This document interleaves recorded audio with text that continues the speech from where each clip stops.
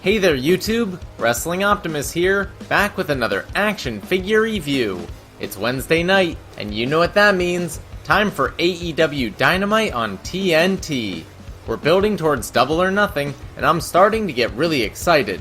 That might also be because there's a bunch of new AEW figures headed my way, including Proud and Powerful, SCU, Jurassic Express, and Sammy Guevara, as well as updated versions of Cody and Jon Moxley. So keep an eye out for them in future videos. In the meantime, if you're new here, make sure to like the video and subscribe to the channel for more pro wrestling and action figure content.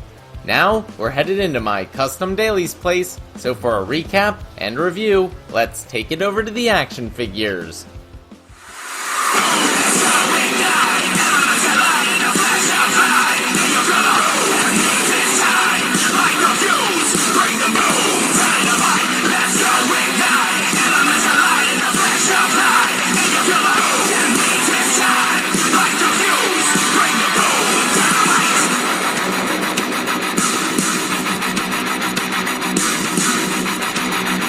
Dynamite opens with the IWGP United States Championship match between current champion Jon Moxley and Japanese legend Blue Justice Yuji Nagata. For those who are unfamiliar, Nagata's biggest rivalry was with Ultimo Dragon, but these days he's more famous for helping to train New Japan aces Hiroshi Tanahashi and Kazuchika Okada. Side note, the first person to win the IWGP US title was Kenny Omega, and since then, it's been held by Cody, Lance Archer, and of course, Jon Moxley. So AEW has a fairly storied history with that belt already, despite it belonging to New Japan. From the pre-match hype packages, to the entrances and introductions, this really had a big fight feel. Interestingly, Moxley comes out to the song Wild Thing by the Trogs. I wonder if Tony Khan bought the rights to that song too. It's a classic strong-style fight with a heavy focus on striking. It's so stiff in fact that Mox ends up busted open the hard way. But in the end, he retains with a modified version of the paradigm shift called the Death Rider.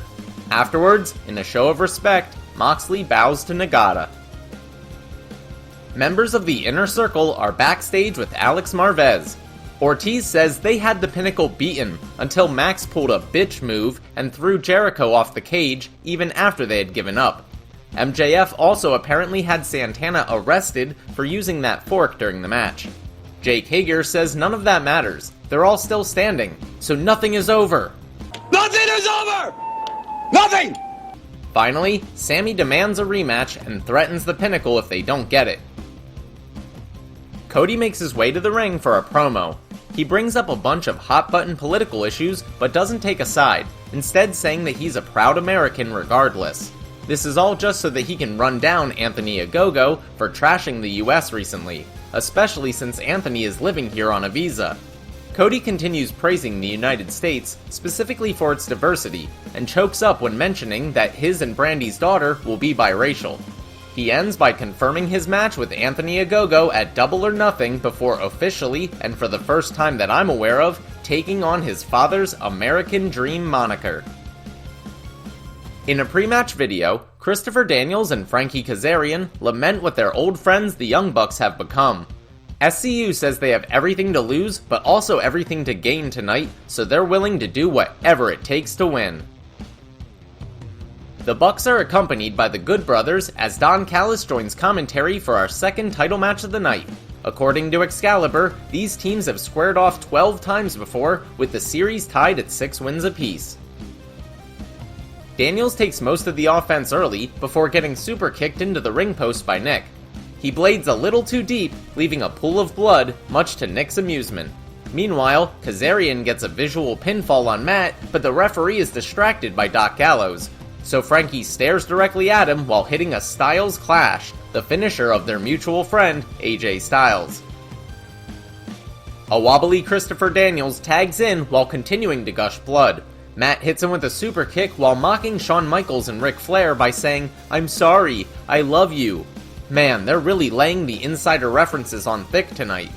Once again, the referee gets distracted by ringside shenanigans, allowing Matt to spray Daniels in the eyes with something, but thankfully, he kicks out of the pin attempt. However, he can't kick out of the BTE trigger as the Young Bucks retain. More importantly, SCU, the first ever AEW Tag Team Champions, are no longer a team. They hug it out during the break. Cameras cut to Eddie Kingston and Jon Moxley trashing the Elite's locker room in retaliation for the Bucks' dirty win. Wow, I can't believe they actually went through with this. Frankie Kazarian's shocked face said it all.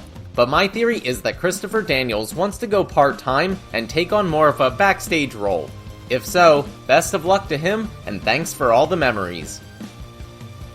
Christian Cage laughs off Taz's video from last week and issues an open challenge to any of his guys for a match next week. But for now, he's focused on winning the Casino Battle Royale at Double or Nothing. Unfortunately, so is Matt Sydal, who interrupts and accepts Christian's challenge in lieu of someone from Team Taz. In a feud going all the way back to the early days of AEW, freshly squeezed Orange Cassidy takes on the Bastard Pac in a #1 contenders match. Things start off with a tense exchange where Orange puts his sunglasses on Pac's face, only to have him crush the glasses with his bare hands. Speaking of hands, Cassidy gets attacked when he tries to put his in his pockets, but he reverses it into a beach break for a quick 2 count. Then, after hitting a tope suicina, he pulls out a backup pair of glasses and poses for the camera. Orange Cassidy attempts many of the same tricks he pulled last time, but Pac refuses to look like a fool again and has most of them scouted. Out of nowhere, Don Callis comes out and scolds both men for taking too long. He says Kenny wants to know his opponent for Double or Nothing now.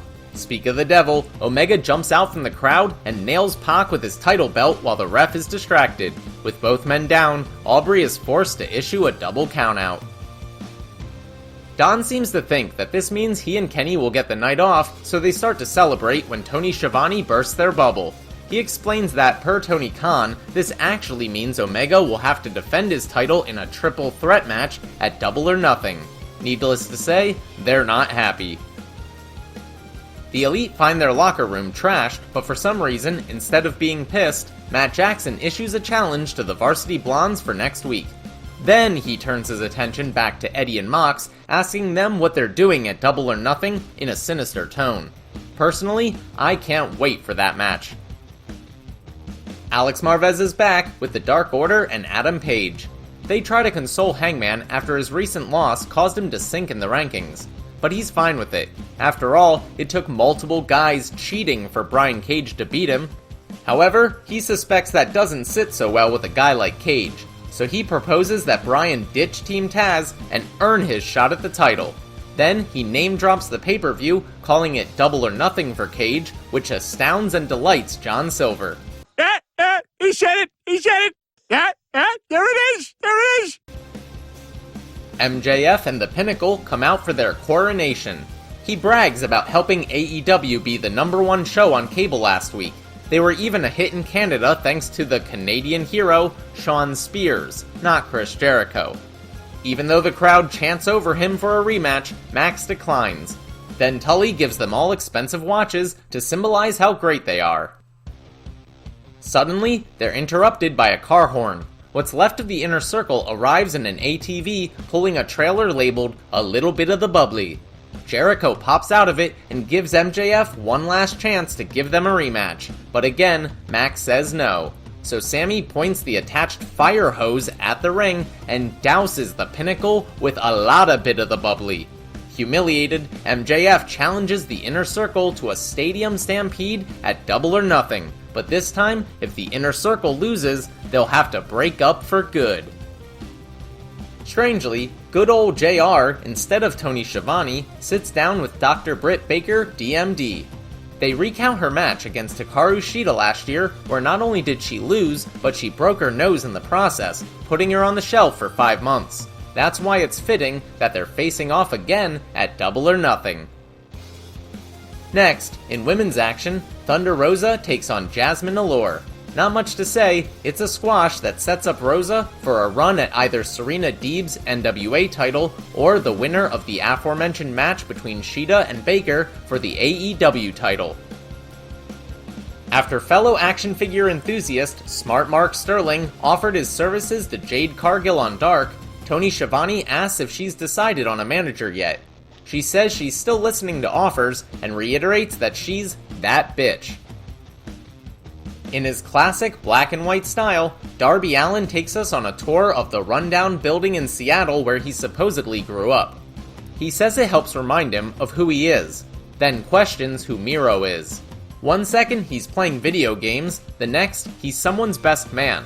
The Bulgarian keeps talking about how dangerous he is, but he hasn't done anything yet in AEW, so Darby's not scared. That leads into our main event, where Darby Allin defends his TNT title against the best man Miro. The icon Sting accompanies the champ, who has the bottom half of his face painted this time instead of the side. Miro attacks during Darby's entrance and tosses him around the ringside area before the bell. The ref asks Darby if he can go on as he takes off his jacket, revealing a heavily taped up shoulder from getting thrown down the stairs last week. Still, he's willing to fight. Unfortunately, he gets hit with a machka kick right as the bell finally rings. Miro is dazed on the outside when Darby hits him with a tope suicina that gives new meaning to suicide dive. But when he goes for a coffin drop off the top rope, Miro catches him and delivers a nasty suplex onto the floor. Scorpio Sky and Ethan Page beat up Sting during the picture-in-picture, then scurry off. Back in the ring, Miro has complete control of the match until Darby jumps on his back and starts to choke him. Miro desperately tries to use the title belt to get Allin off, but the referee stops him. Eventually, he breaks free by running into a barricade. Miro begins to focus on the injured shoulder when he's hit with 2 stunners in a row from out of nowhere. Darby goes for another coffin drop, only to get caught again in mid-air. After a brief flurry of offense from the champ, Miro sinks in a new version of his game-over submission, and Darby passes out. Your new TNT champion is the best man Miro. As he celebrates in the ring, Scorpio Sky and Ethan Page come back out and attack Sting again, but this time they're chased off by the Dark Order. Then, Lance Archer's music plays, and he comes out to claim his spot as Miro's first challenger. Is it just me, or did this feel like a go-home show? AEW is really building up Double or Nothing early, which is in stark contrast to WWE, and in particular Monday Night Raw, who actually did have a go-home show this week, and yet it did nothing to hype me up for their pay-per-view on Sunday. Still, on top of that, this was also a great episode of Wrestling TV. There was awesome in-ring action per usual, and exceptional storytelling, especially through their incredible promos. Oh, and I don't care if it's a ripoff of Austin and Kurt Angle, I loved the Bubbly bath. Alright, that'll do it for AEW Dynamite on TNT. Thanks so much for watching. Let me know what you thought in the comments down below. I'll be back on Saturday with my predictions for WrestleMania Backlash, and depending on how good the show is, I might review it on Monday. Otherwise, I'll be back next Thursday with another action figure review of Dynamite. If you enjoyed this video, make sure to do all that normal YouTube stuff. Smash the like button, share with any wrestling or action figure fans you may know, subscribe to the channel, and spread the word. You can also talk to me over on Twitter at WrestlingOptimus, or see all my best figure photography over on Instagram at WrestlingOptimus. If you haven't seen last week's review of Blood and Guts, you can check that out right here. But until next time, I've been Wrestling Optimus, and I'll catch you later.